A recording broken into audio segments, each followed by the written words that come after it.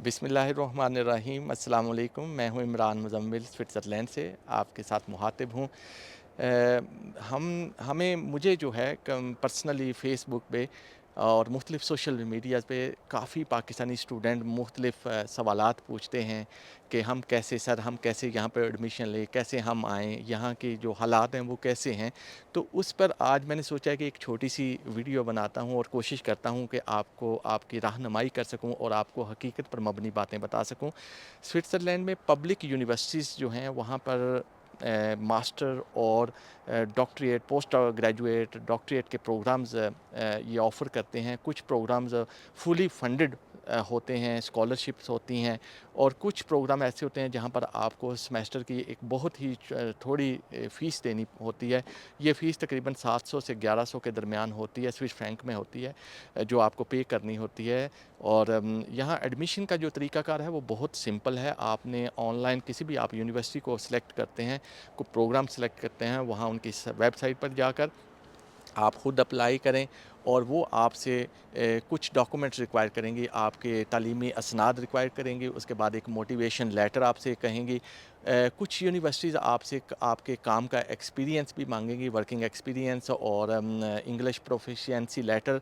कुछ आइलेट्स मांगती हैं, कुछ टॉफल मांगती हैं और कुछ यूनिवर्सिटी इन तमाम सर्टिफिकेट से एग्ज़ैम्प्ट भी होती हैं, वो आपसे नहीं मांगती।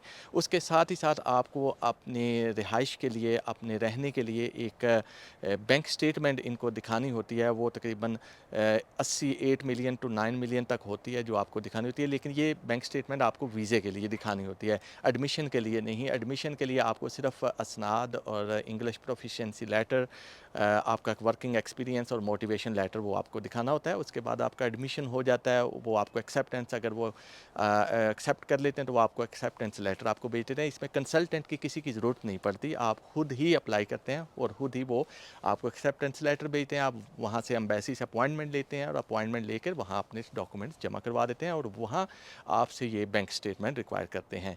ये सारा तरीक़ाकार तो जब मुकम्मल हो जाता है, आपको वीज़ा मिल जाता है। वीज़ा इतना मुश्किल नहीं है। यहाँ जब आ जाते हैं तो आपको यहाँ पर रिहाइश की ज़रूरत होती है, जो अकोमोडेशन होती है वो ज़रूरी होती है। वो आपने 15 दिन के अंदर-अंदर अपनी अकोमोडेशन, अपना रजिस्टर्ड एड्रेस उनको देना होता है। उसके बाद आपकी वो सारे आपके वर्क परमिट है, आपकी जो परमिशन है उसको ग्रांट करते हैं। अब आ जाता है कि यहाँ पर काम, जब आप यहाँ आ जाते हैं तो पहली बात आप ज़हन में रखें कि 6 माह से पहले आपको ये वर्क परमिट की परमिशन नहीं देंगे, वर्क की परमिशन नहीं देंगे, ना ही वो आपका जो परमिट होगा उस पर वो अलो करेंगे कि आप काम कर सकें। दूसरा यहाँ सबसे बड़ा जो हर्डल है वो ये है कि यहाँ 3-4 ज़बानें बोली जाती हैं, जर्मन, फ्रेंच, इटालियन और रोमांश। रोमांश जो है वो तो ना होने के बराबर है, लेकिन 3 मेन जो ज़बानें हैं, जर्मन, फ्रेंच और इटालियन, वो बोली जाती हैं यहाँ पर। अब अगर आपको ज़बान नहीं आती तो आपको काम मिलना बहुत ही मुश्किल हो जाता है। दूसरा जो यहाँ पर रिहाइश मिलना बहुत एक मुश्किल काम है। यहाँ आबादी ज़्यादा है, मकानात कम हैं और बड़ा मुश्किल हो जाता है कि वो आपको कोई कमरा मिल सके, कोई रिहाइश मिल सके। काफ़ी स्टूडेंट हमारे पास आते हैं, हम भी कोशिश करते हैं, लेकिन बहुत मुश्किल हो जाता है कि किसी को रिहाइश तलाश करके देना। और रिहाइश की जो कीमत है वो 700 से लेकर 1000 स्विस फ्रैंक तक आपको कमरा मिलता है जिसमें आप रहते हैं। उसके बाद आपके खाना पीना होता है, उसके बाद आपका ट्रांसपोर्टेशन होता है। आपने अगर कहीं यूनिवर्सिटी से दूर रहते हैं तो आपको कार्ड, बस कार्ड या ट्रेन कार्ड बनाना पड़ता है, वो बहुत महंगा होता है। स्टूडेंट के लिए अफोर्ड करना थोड़ा सा मुश्किल हो जाता है। फिर आपकी हेल्थ इंश्योरेंस होती है जो यूनिवर्सिटी की तरफ से होती है, वो भी आपने पे करनी होती है।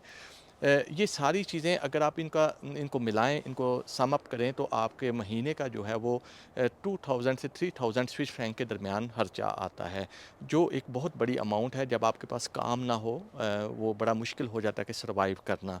तो जब भी आप यहाँ प्रोग्राम करते हैं स्विट्ज़रलैंड में आने का, तो 2 या 3 चीज़ों का ख़ास ख़्याल रखें। एक तो आप अपना 6 माह का बैकअप रखें। 6 माह के पैसे आपके पास होने चाहिए। अगर आपको काम ना मिल सके तो आप 6 माह ईज़िली सर्वाइव कर सकें, क्योंकि यहाँ कोई भी मदद करने को तैयार नहीं है।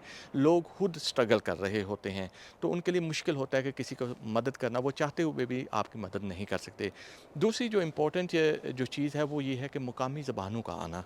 अगर आपको पार्ट टाइम और जॉब भी चाहिए तो आपको मुकामी ज़बान आनी चाहिए। वो जर्मन हो सकती है, फ्रेंच हो सकती है या इटालियन हो सकती है।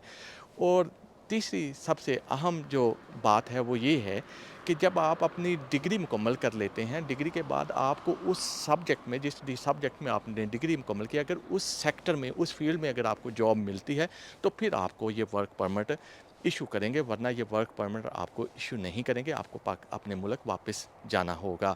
यहाँ परमानेंट लेने का तरीकाकार ये है कि अगर आपके पास जॉब होगी, पहले ये आपको बी परमिट देंगे, उसके बाद 5 साल के बाद आपको सी परमिट देंगे, और पासपोर्ट नेशनैलिटी हासिल करने के लिए आपको 10 से 12 साल का टाइम दरकार है, और उसके बाद आप नेशनैलिटी, लेकिन ये एक बड़ा लेंथी और डिफ़िकल्ट प्रोसेस है। और कुछ लोग जो यहाँ आते हैं सिर्फ़ अपनी सेटलमेंट के लिए, उनके लिए भी मैं बात बता दूँ कि यहाँ सेटलमेंट इतनी आसान नहीं है।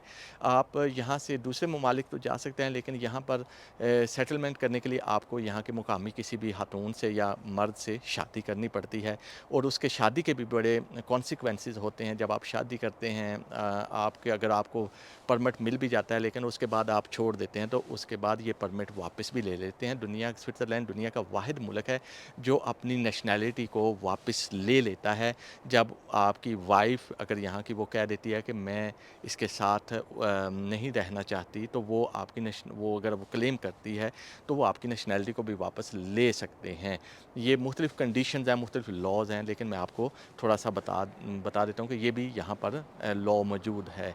तो जब भी आएँ, हम चाहते हैं कि पाकिस्तानी स्टूडेंट ज़्यादा से ज़्यादा आएँ, लेकिन ये सोच के आएँ, एक मुकामी ज़बान आपको आनी चाहिए, या यहाँ से आकर सीखें, और 6 माह का बैकअप अपने साथ लेकर आएँ।